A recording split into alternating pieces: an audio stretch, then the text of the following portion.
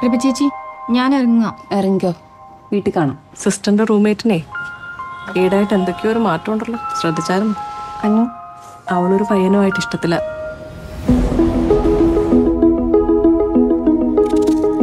ഇത് പ്രഭേച്ചിക്കാണല്ലോ, made in Germany.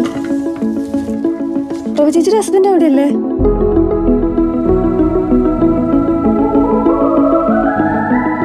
Last time कभी phone किया था उसने?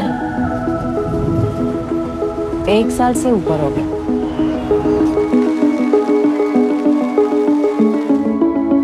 അച്ഛൻ വിളിച്ചേച്ച് വീട്ടിലോട്ട് വരാൻ പറഞ്ഞു. ഞാൻ ചെന്നപ്പോഴത്തേക്ക് ഒരു കല്യാണമൊക്കെ നിശ്ചയിച്ചു കഴിഞ്ഞായിരുന്നു.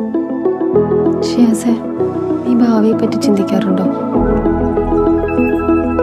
ഇഷ്ടത്തിലായ അന്ന് തൊട്ട് എനിക്കുണ്ട് പേടി.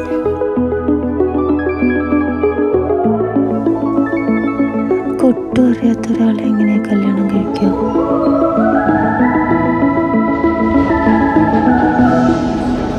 കൊണ്ടൊന്നും പറ്റുമെന്ന് തോന്നുന്നില്ല.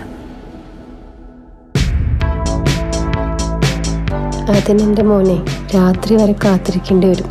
പക്ഷേ തൽക്കാലത്തേക്ക് ഞാൻ ഈ മേഘത്തിൻ്റെ കയ്യിൽ കുറച്ച് ഉമ്മ കൊടുത്തു വിട്ടാലോ?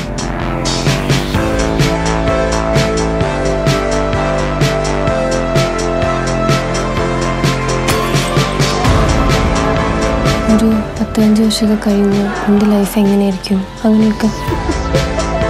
പക്ഷെ ഇപ്പം എന്തോ ഫ്യൂച്ചറിനൊട്ടും പ്രിപ്പയർഡ് അല്ലാത്ത പോലെ.